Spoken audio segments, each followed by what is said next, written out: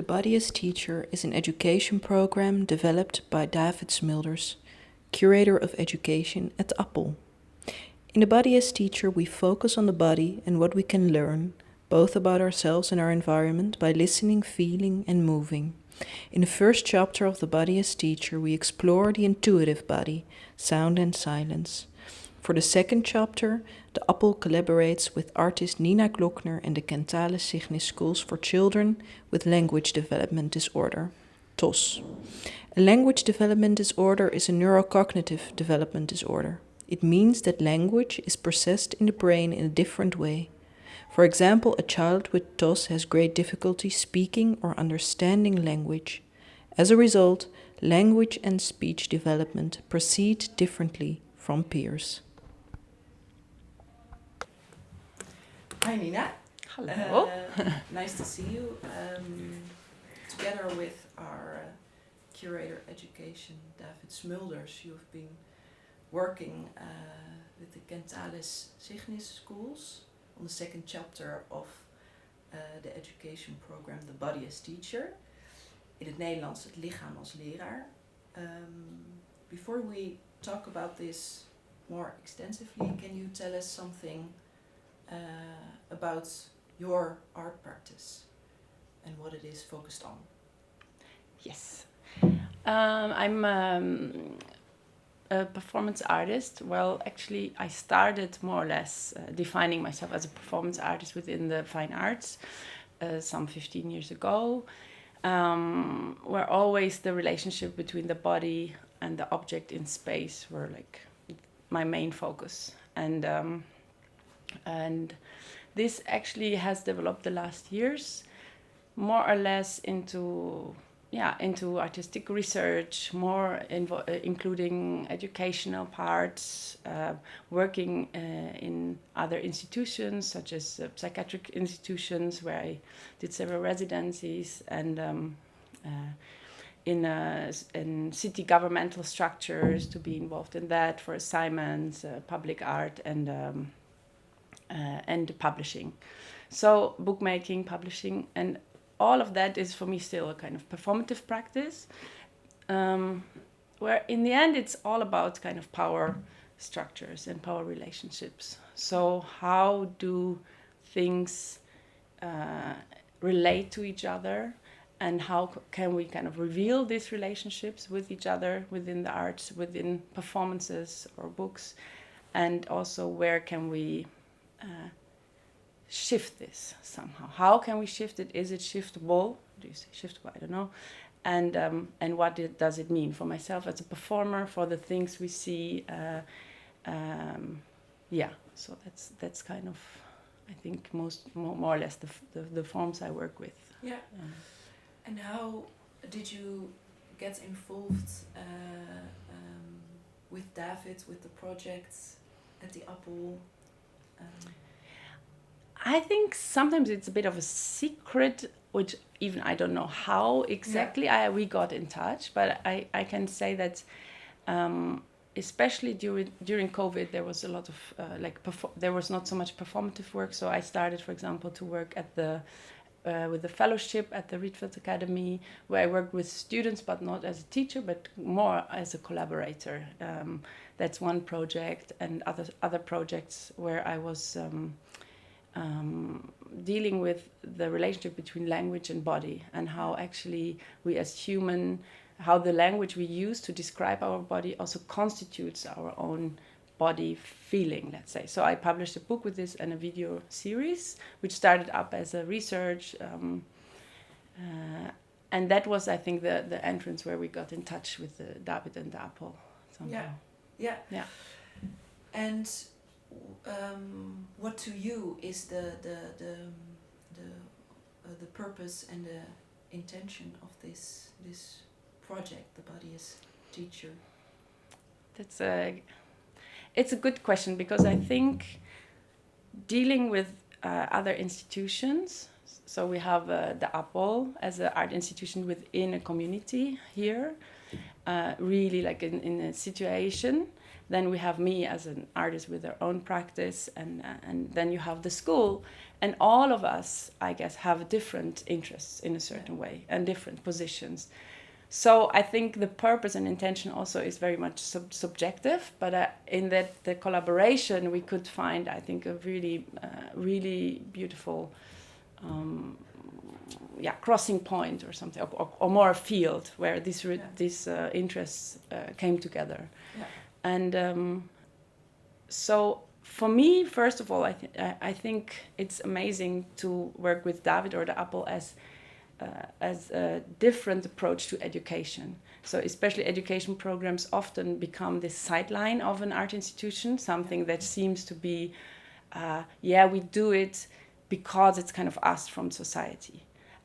Or it is something which actually is not the high thing. It's not the thing. It's something aside.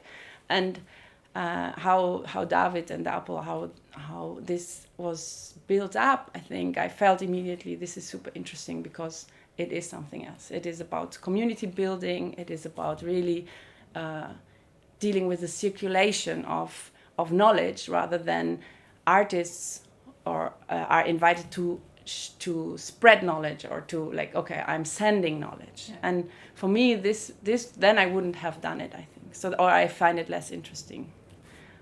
Or as essential or urgent to do, and so I there's something about this also power relations within a city or a cultural field of where is this circulation of knowledge and of voices actually happening, and for me this is really a great example. I don't know if I managed to do it, but I think it's kind of moved some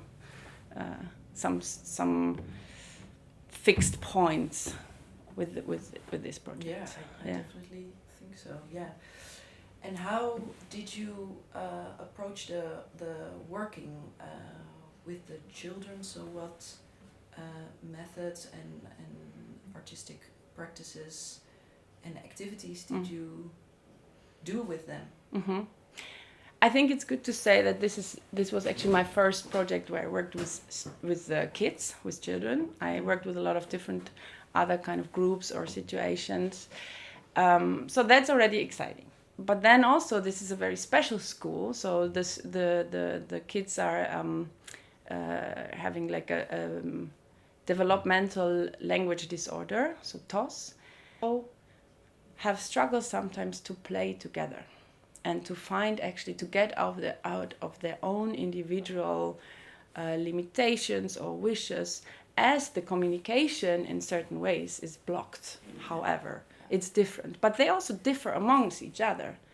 Like we all do, but we have more like this social Afspraak, like we kind of find a way to define how we communicate, but they don't have this to a certain degree. So there's this individuality which doesn't enable them to find collective forms of playing or of doing something together. Very simple. So that was one of the things I was like, I find that could be something we can work on. Like I could see how they deal with certain structures I can put in. And then in my work, I often work actually with the kind of with abstract forms and shapes, which I also find in spaces. So in site-specific performances, I really bring down, for example, the shape of a window and the size of a building. I copy it as a certain material, and it becomes a performative object, which then again becomes a medium between my audience and me, which in the end becomes part of my performance, so participates. And for me, working with the children, it is similar to a participatory performance. So I don't really see myself coming there and teaching.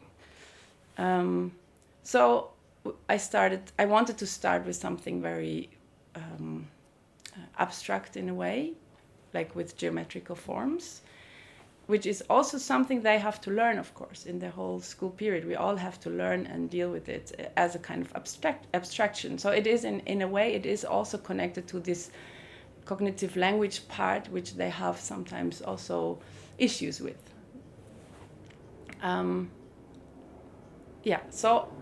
So we started to connect this, for example, the circle as a form, to connect it to the body. So literally we went out and we circled, and this drawing by chalk on the floor to make circles around yourself, and then really getting into the movement, feeling, let's say, what is a circle, literally? Like I'm circling, so I make a circle, and when I step out of this shape, I see the circle I made. So it is something which is part of myself and my actions, rather than something which is there, abstract, and doesn't get really into my mind or my understanding somehow.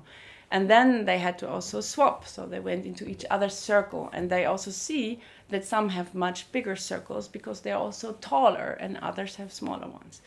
So, and then in the end, there was a very, very nice kind of universe coming up as a universe of circles which are connected and they move within it.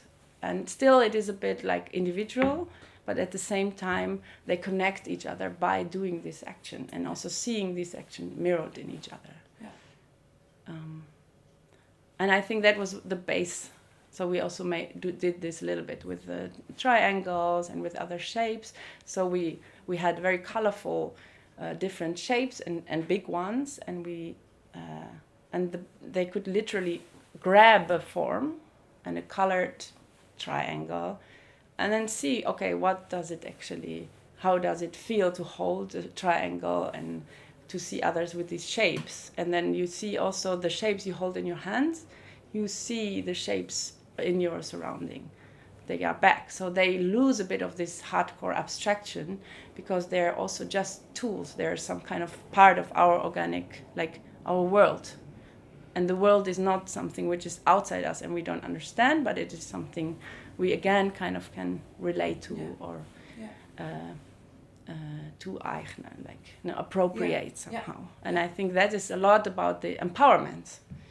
So you see step by step they get more ahead of this. Oh, okay, I know what a triangle is. It actually becomes part of myself. So it is also a language, these geometrical forms. And so from there we started together to make to play with compositions of the shapes. And these shapes actually, by placing them next to each other, if you place one green circle next to a square, a blue square, and then a half circle, and then you outline this, and then you take away the shapes, there's another shape existing. It's very simple, but somehow this process of getting to this is different than when you say, can you just draw a shape that you like, you know? So this is a very short method, and after that they were asked to do to draw their own shape, and it was very interesting. So that's also something I didn't know before, if it really works or not, that they draw differently. So they started to draw in a more building way, in a constructive way. So instead of saying, okay, I draw a house, which most children do when you ask them, like, or a flower, then they say, okay, I'm kind of able to put these abstractions together. And then by putting these together, so it's more constructive an image, then they have their own form and they color it. So this small shape, then they were asked to make it, kind of copy it or translate it to a bigger shape. And these cardboards, they were like almost as high as themselves, or at least for the smaller ones. I don't know, 1 meter by 160 or something like this. Very thick material, but still kind of you can still handle it. And so this process again of copying or translating what you have thought of as a small form to a big one is actually a very language-based action, or let's say an action of an abstraction, which they often have a lot of difficulties. So they start, of course, to translate this big one, and you have this big shape, and they would start to make it very small. So it was a lot about, no, use the whole paper, the whole cardboard. This is you somehow. This is, So that was also interesting, which I didn't expect this to happen. So that was also, oh yeah, okay, this step is a really big step somehow for a lot of them. And then slightly they changed also the forms, but it was it became again something they really could relate to their body, and it became much more like some entity next to them or something. Yeah. And that was, for me, when it switched from this geometrical shapes towards something which is really an object that relates to you, but at the same time it is in the world. And then also I was working with Ilse, my intern from that time, and we had a nice kind of dialogue. And also with David, I think we kind of said, okay, we come from this museum, or yeah, I'm an artist. Do you know any artists? And then, yeah, is any one of you artist? Some of them say, yeah, I am. So this is great, you know. So it's I think it's about, okay, searching kind of similarities, or really finding very quickly something we all know and we all like to do, maybe, but not in a kid's language. It is really it's about curiosity, but it's more about really being in that moment. And then for me, it always helps to really start with actions somehow. So with body-based actions. So like with adults, I often work with short meditations, or just walking in the space, or like seeing, okay, where are we? So it's not so much about me bringing in my intentions and my expectations and my program, but seeing, okay, where are we? Where are you? And with the children, it's really nice to also deal with their energy. So you go out and you do something which, you know, most of children that age, they want to express their energy outside, and then you do something which is already, the idea is in there, but it is something they really feel comfortable, namely with doing something with chalk outside, right? That is very, not all of course, but it's something they do often already.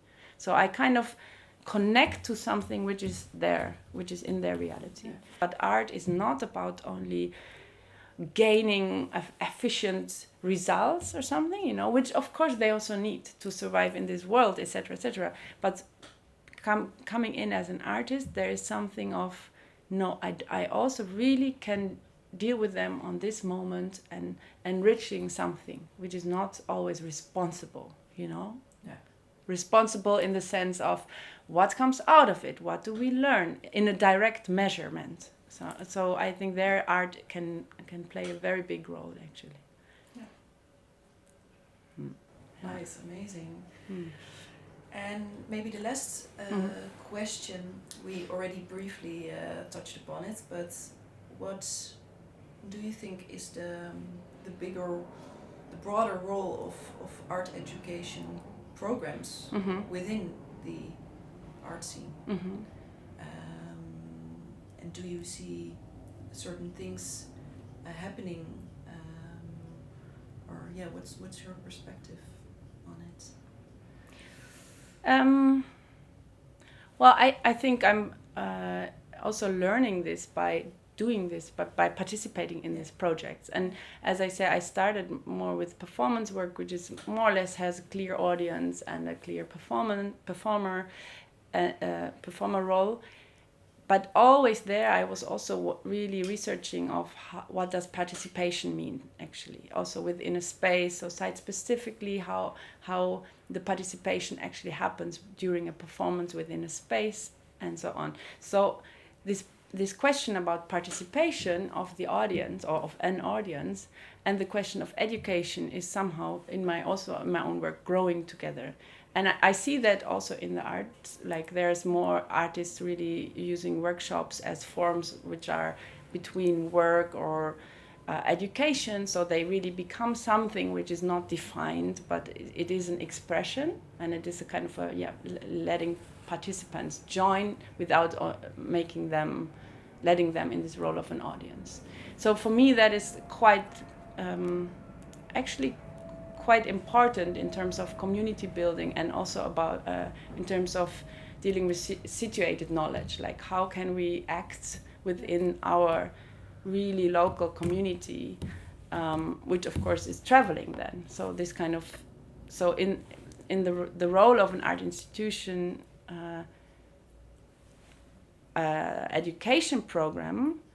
Yeah, I don't know if this education, the word education, I think we have to think about that and